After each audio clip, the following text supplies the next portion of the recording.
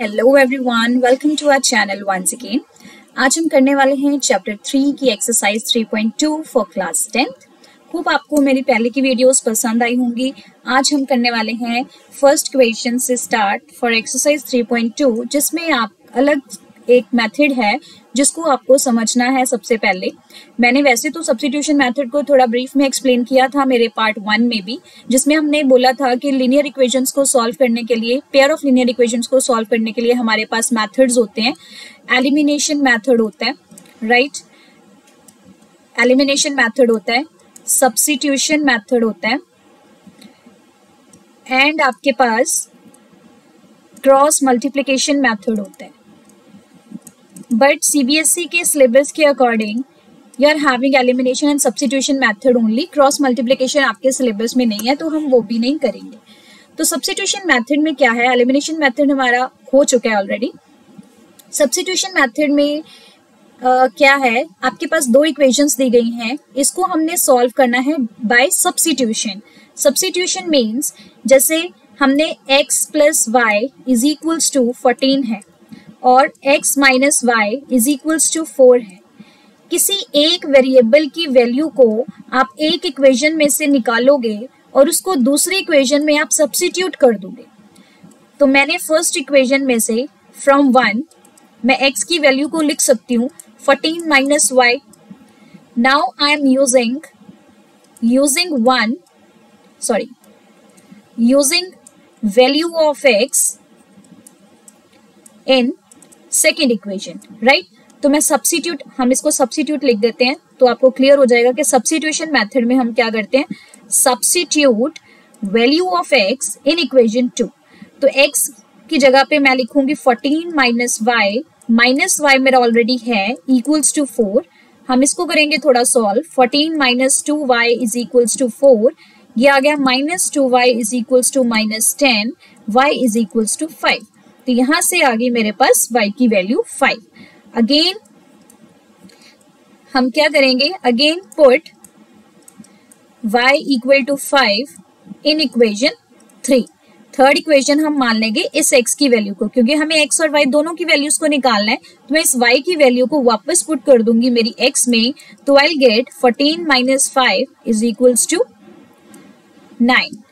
तो मेरे पास x की वैल्यू आ गई 9 और y की वैल्यू आ गई 5।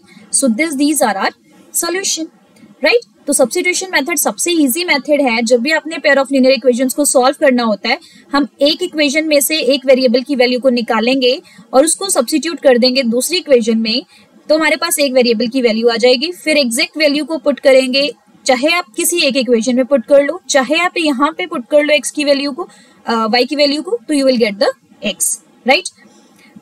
अब सेकेंड पार्ट में क्या होगा, मैं इसको इरेज कर देती हूँ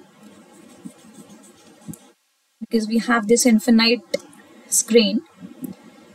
तो second question, this is our first part, right? Second part है s minus t is equals to 3, s minus s by 3 plus t by 2 is equals to 6, right? This is my equation 1, this is equation 2. तो from 1 s is equals to 3 plus t, substitute value of s in second equation। तो 3 plus t divided by 3 plus t by 2 equals to 6। इसको आपको solve करना आना चाहिए। This implies LCM मेरा आ जाएगा 6, 3 plus 2t को हम करेंगे 2 से मल्टीप्लाई, इधर आ जाएगा 3t upon 6 is equals to 6। ये यहाँ पे मैंने 3 और 2 का एलसीएम लिया 6 और क्रॉस मल्टीप्लिकेशन हो जाएगी आपके पास, राइट। इतना तो आपको आई होप आता होगा। 2 3 is 6 plus 2t plus 3t by 6 is equals to 6। तो यहाँ से 6 उधर जाके क्या हो जाएगा, multiply. 6 plus 5t is equals to 36, 5t is equals to 36 minus 6 which is 30, तो t इज इक्वल्स टू 6 आ गया आपके पास, राइट। तो I am using this value of t here in my equation 3 using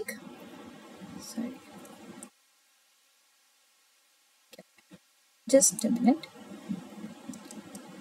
तो I am using t in 3, तो I'll get s is equal to 3 plus 6 which is 9. तो s की value होगी 9. बस ऐसे ही हमने करते रहना है. मैंने क्या किया, फर्स्ट इक्वेशन में से एक वेरिएबल की वैल्यू को निकाला, राइट, उसको मैंने सब्स्टिट्यूट कर दिया सेकंड इक्वेशन में यहाँ पे, तो उसको सॉल्व किया तो I'll get वन वेरिएबल, उसको अनदर हमने इस इक्वेशन में पुट किया तो I'll get the another variable, right. So this is the way to solve substitution method. अगर हमने अब करना हो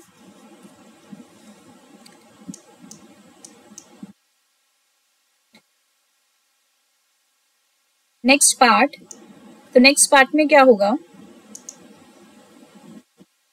थर्ड पार्ट देखते हैं. I think I can erase this also.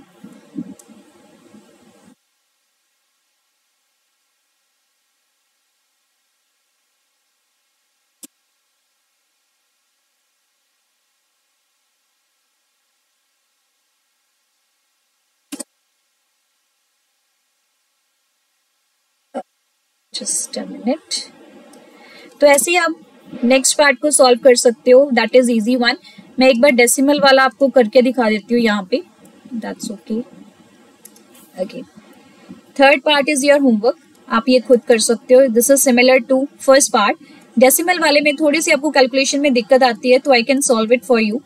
इसमें क्या करते हैं हम, 0.2x plus 0.3y is equals to 1.3, 0.4x plus 0.5y is equals to 2.3.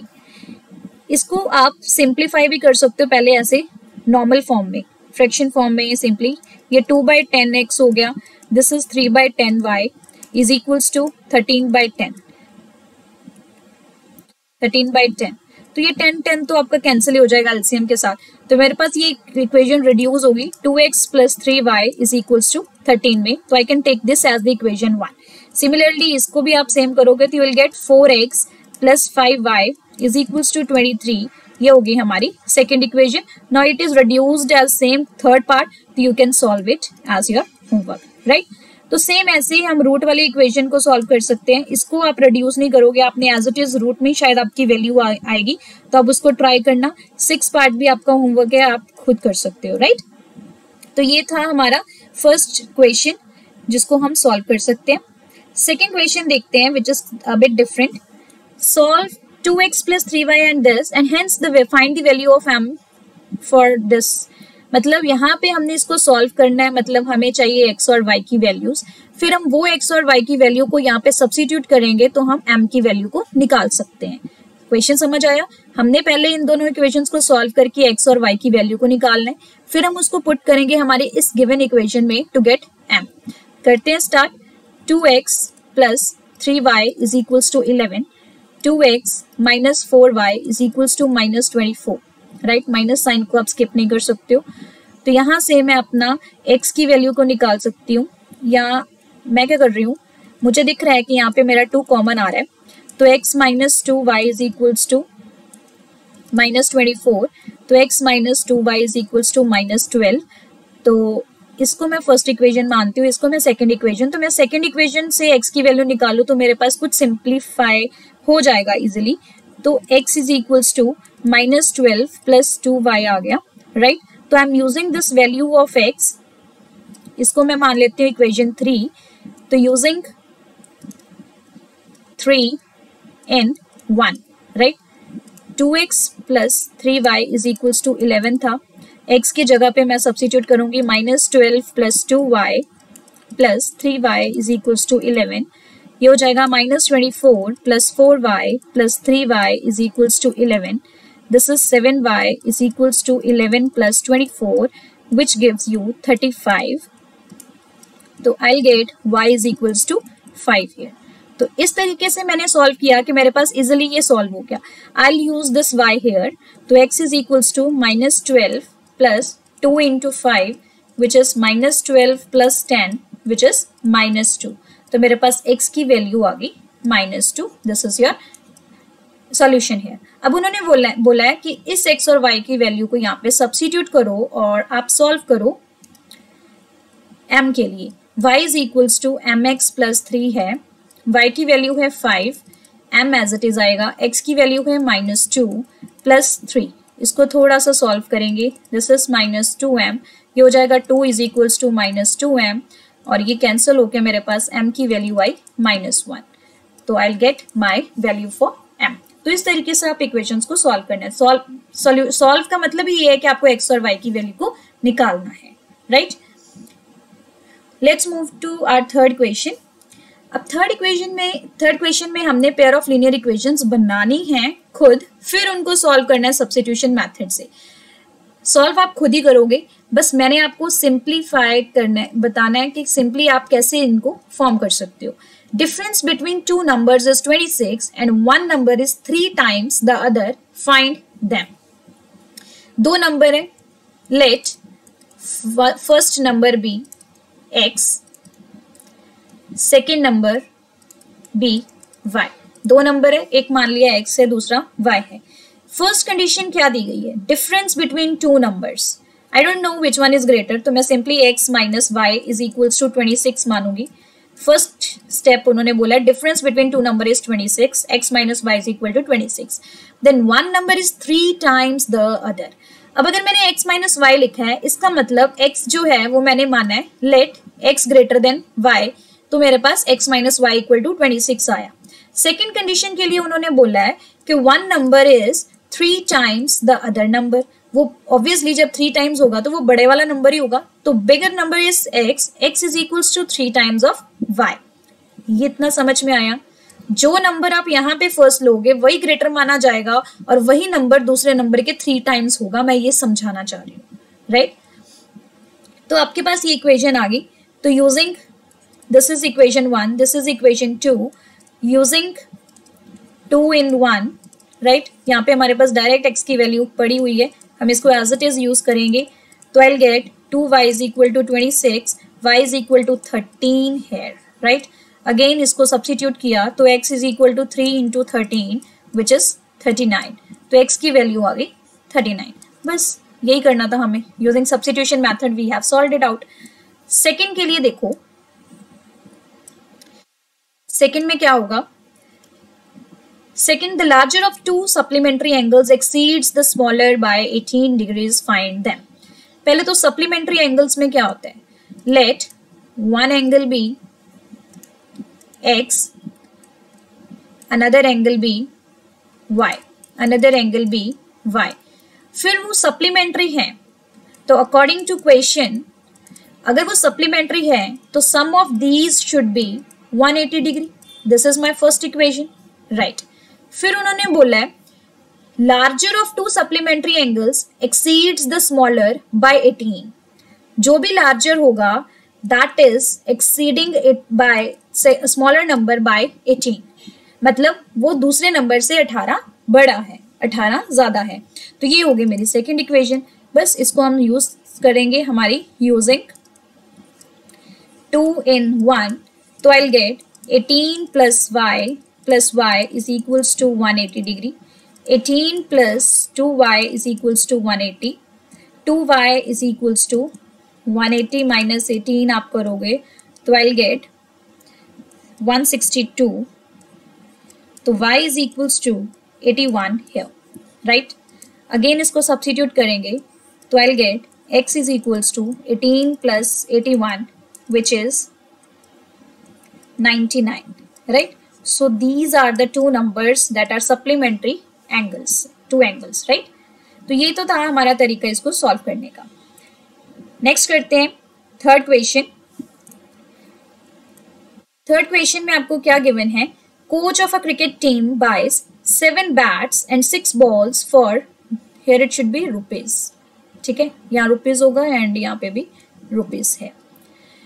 Coach of a cricket team buys 7 bats and 6 balls for rupees 3800 and later she buys 3 bats and 5 balls for rupees 1750. You have to find the cost of each bat and each ball. So हम क्या करेंगे,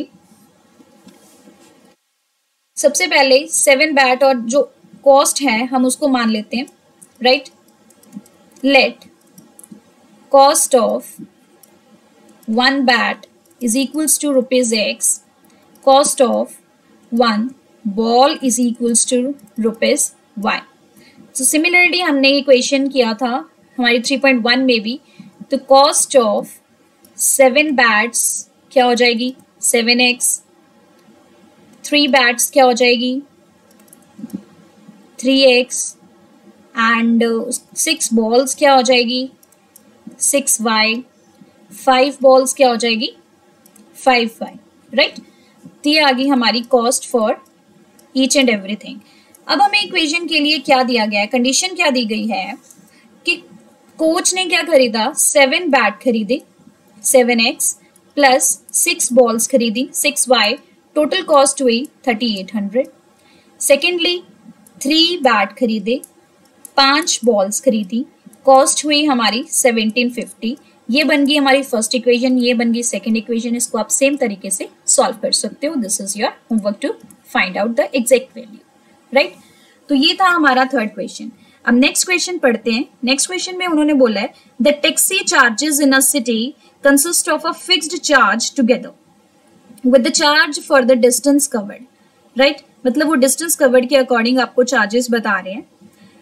फिर उन्होंने बोला है for a distance of 10 kilometer the charge paid is rupees 105, a journey for a journey of 15 kilometer उन्होंने बोला है charges rupees 155। What are the fixed charges and the charge per kilometer. हमने निकालने हैं फिक्स्ड चार्ज। क्या निकालना है, सबसे पहले वहां पे हमारी नजर जानी चाहिए। चार्ज 1 किलोमीटर के लिए निकालना है और फिक्स चार्जेस निकालने हैं, उसके बाद ये बात का बढ़ेंगे कि क्या निकालना है, राइट। तो फर्स्ट स्टेप क्या होगा जो हमने निकालना है, let fix charges be, fix charges क्या है हमारे रुपीज एक्स, और दूसरी चार्ज पर किलोमीटर जो हमने निकालना है दैट इज रुपीज वाई। इतना समझ में आया। फिर उन्होंने बोला है for a distance of 10 kilometre, 10 kilometre के डिस्टेंस के लिए चार्ज कितना है 105 रुपीज, राइट। 1 किलोमीटर के लिए y है तो 10 किलोमीटर के लिए कितना होगा 10y होगा, और 10y किसके बराबर है 10 किलोमीटर का रुपीज 105 के बराबर है। लेकिन उसमें 10 किलोमीटर का तो है लेकिन फिक्स चार्जेस भी ऐड होंगे, मतलब फिक्स चार्जेस प्लस 10 किलोमीटर का जो चार्ज है वो मिला के आपको 105 बन रहा है। ये होगी हमारी फर्स्ट इक्वेशन। मैं स्टेप को फिर से एक्सप्लेन कर रही हूँ।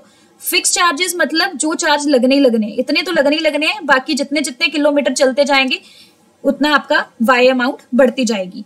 अब 10 किलोमीटर के लिए वाई के अकॉर्डिंग 10 किलोमीटर के लिए 10 वाई हो गया, बट टोटल चार्जेस 10 किलोमीटर के लिए 105 है, तो फिक्स चार्जेस तो लगने ही लगने हैं, प्लस 1 किलोमीटर के हिसाब से जो 10 किलोमीटर का चार्ज है वो है 10y, टोटल कितना है 105। तो फर्स्ट इक्वेशन आई हमारी यहां से।